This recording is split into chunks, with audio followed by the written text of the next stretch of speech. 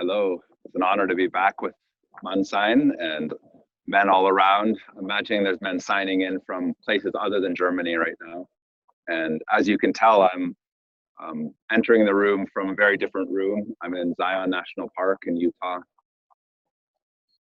So I'm happy to share this with you, and just know that there may be a little bit of wind. So I've chosen to be here and to sacrifice a nice, tidy, controlled room to be up in this wildness, and it should be fine, but you may hear a little bit of wind occasionally.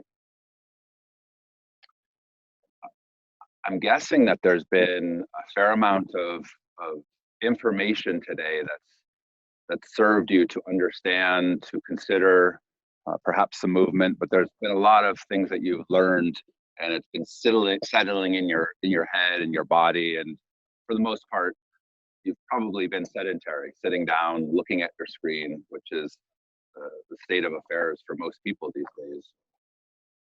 So I'm going to prioritize movement over talking and presentation. I'll say a few things, and then at a certain point, I'll ask you to stand up and join me in a practice. And I'm going to lead you through a very specific kind of a mixture of qigong martial arts to bring presence, to bring embodiment, to bring sensitivity, and more than anything, just so that we are all here in this moment in our physical body, which is something that I've said for many years, and it's something that we all have the opportunity to experience the rest of our life, is that our body is our anchor to this moment.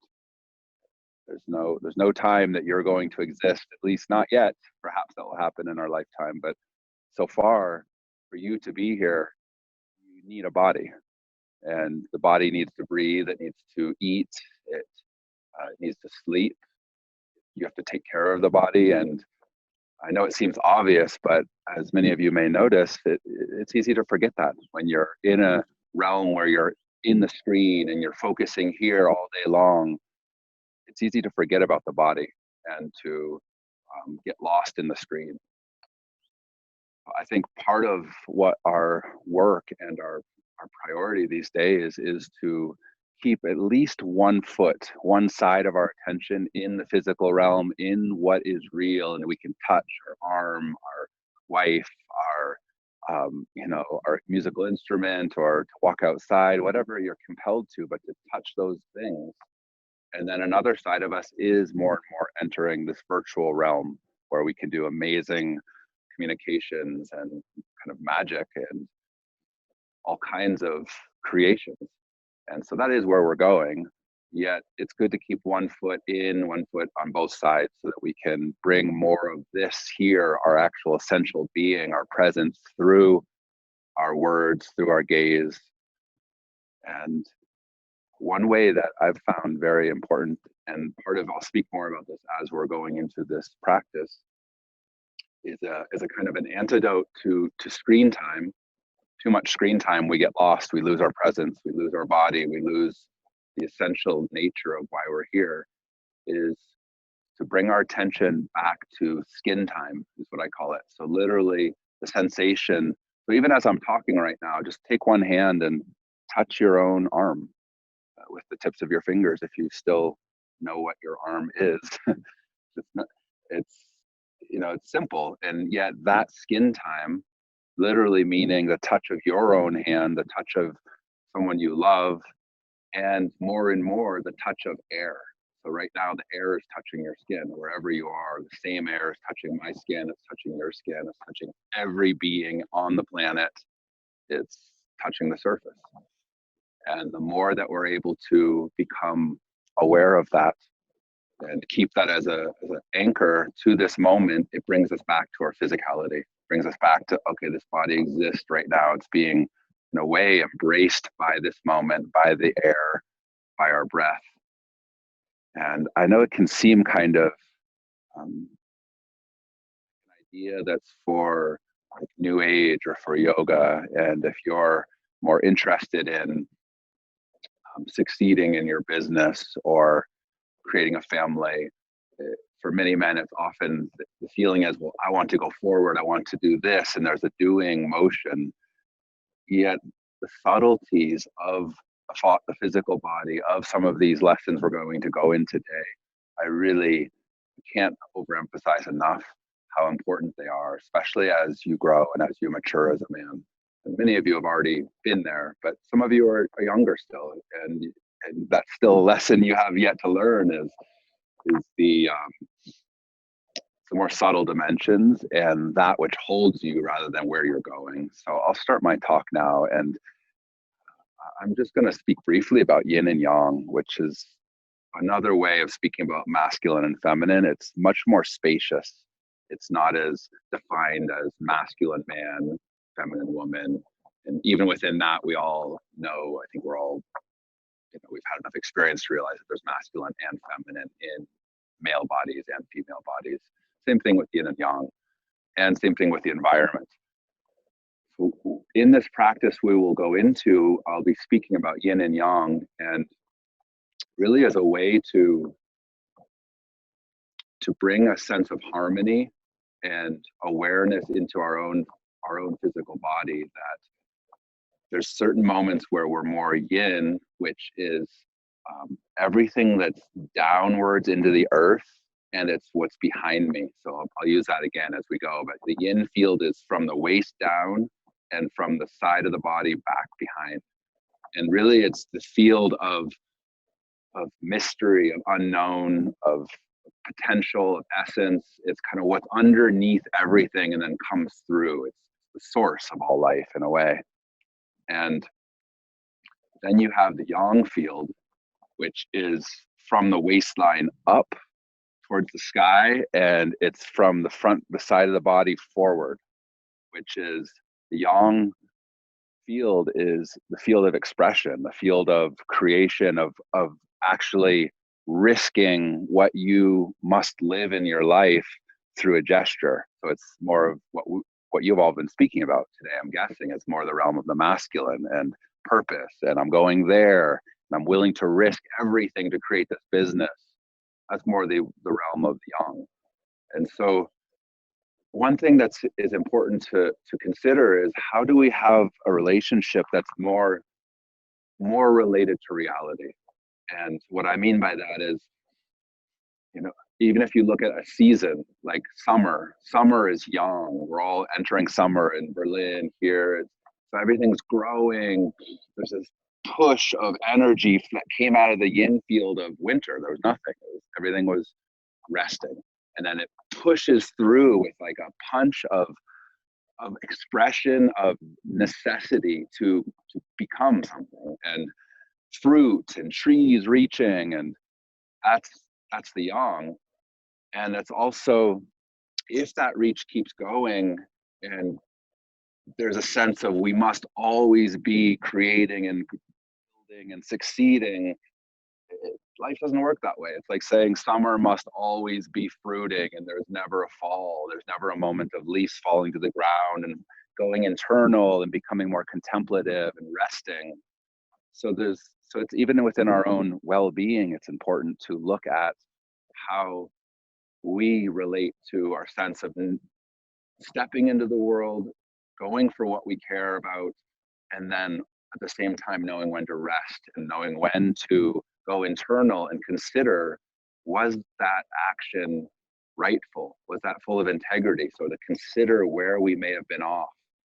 Another way of saying it is if you can imagine like the sense of punching, and if there's just a hard fist forward or even a hard cock forward, and the feeling of always needing to be hard, always needing to have the right answer, and it's unbalanced. And many men in the world have learned that you must always be hard, you must always succeed.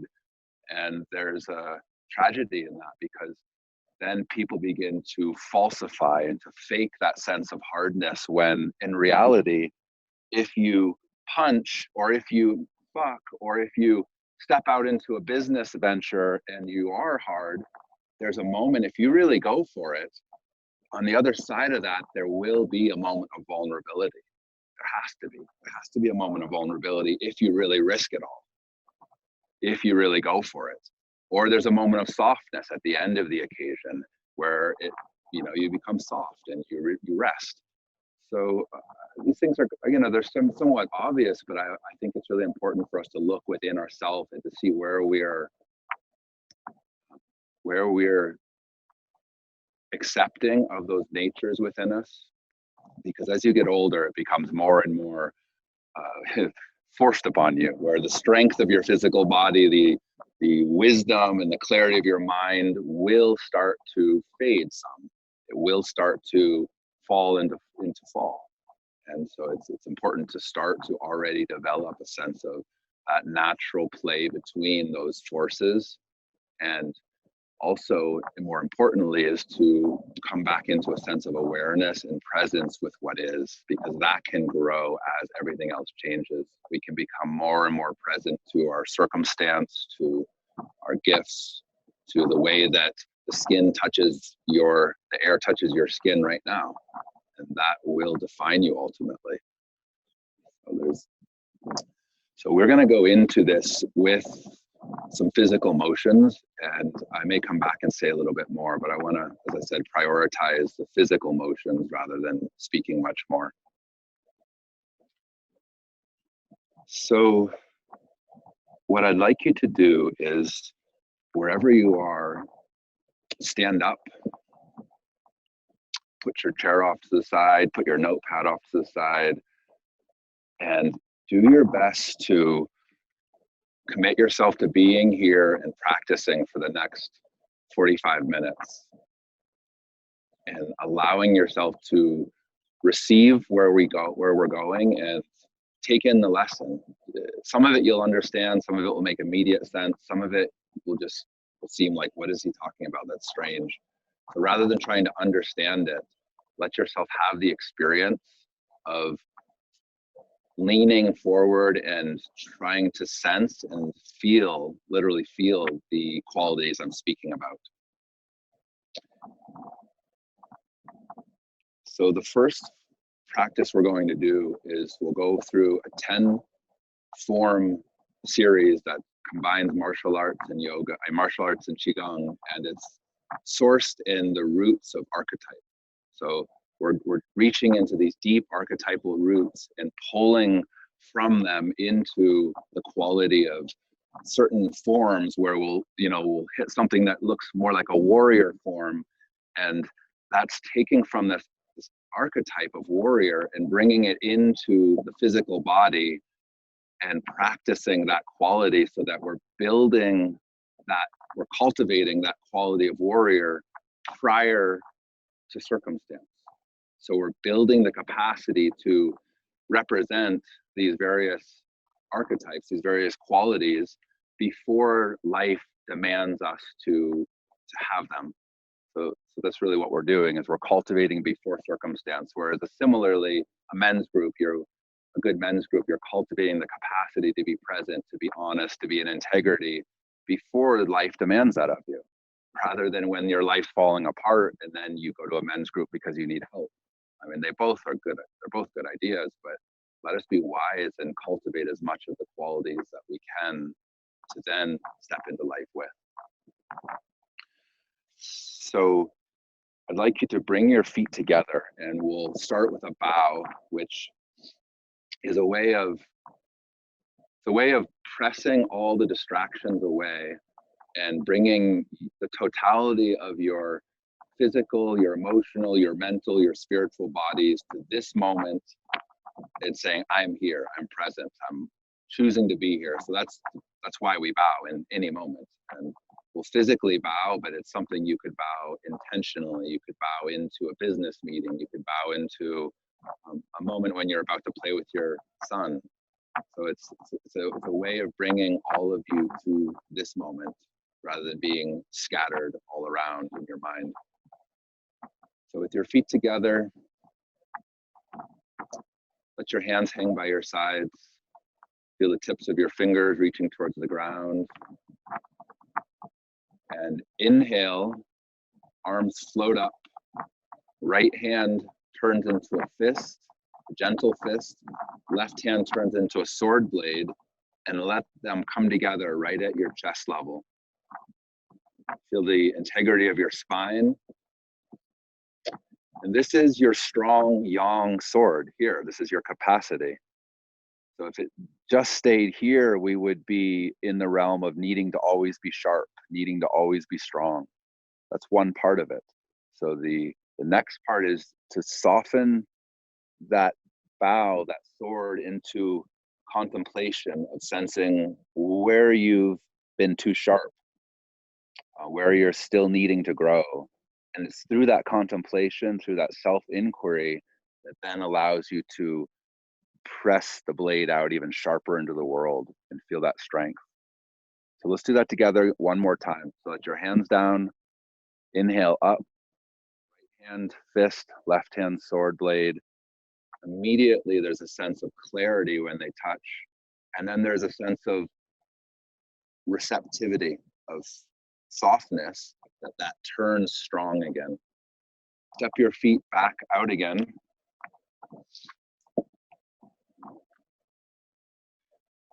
And inhale your arms in front of you as if you're holding a big tree. It's called standing at stake, fingertips facing one another, elbows. Any of you that were there 2 years ago, you probably remember we did something called a qi generation. This is a form of qi generation. Our hands just aren't above our heads. So sink into your knees, relax your shoulders, relax your face, and begin to let your experience be something interesting, something curious that you can explore rather than wanting to escape and refuse. This is a really potent practice you could do on your own daily for 5, 10, 15 minutes, and you would learn a tremendous amount about your relationship to life, to your body, to challenge. Because, man, as we all know, there is great challenge in life. There's no escaping that, but we can choose how we want to meet that. By putting ourselves into a situation where you should already start to be feeling your knees heating up a little bit, your elbows, your shoulders, and rather than just refusing it and jumping out, you're actually stepping towards that pain, towards that edge, and you're being curious about what kind of man are you in challenge. And that challenge could be physical, it could be the challenge of a family, it could be a challenge of work, it could be a challenge of this moment in life with the world in the way that it is.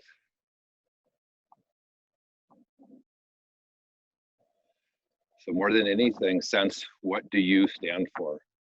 What kind of qualities, kind of virtues do you represent as things become more uncertain?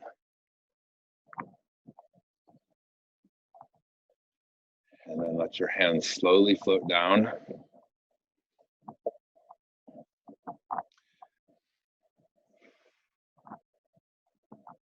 And just stand for a moment, sensing your state.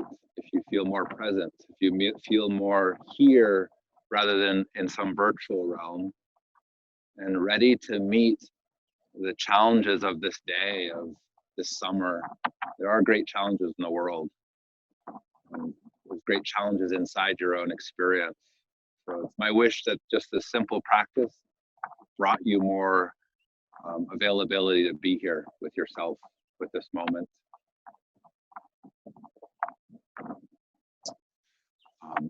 We're gonna bow out, and then I'll say a couple last words, and then we'll end. So step your feet together. Hands come down. Notice your feet on the earth. Even if you're in a building, you're still on the earth. Notice your head in the sky, your body as a kind of bridge between heaven and the sky. I mean, heaven and the earth. And then as we started the session, almost without any will, like your hands just float up on their own. Right hand turns into a fist, left hand into a sword blade. That straightens your spine, feels your feet. And then there's a gentleness for a moment where you go inward. You go into your deepest knowing of what you must become and how to do that.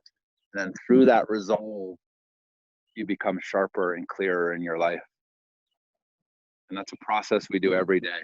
Sharp, vulnerable, sharp, vulnerable. So as sharp as your sword, one must also be graceful and vulnerable on the other side.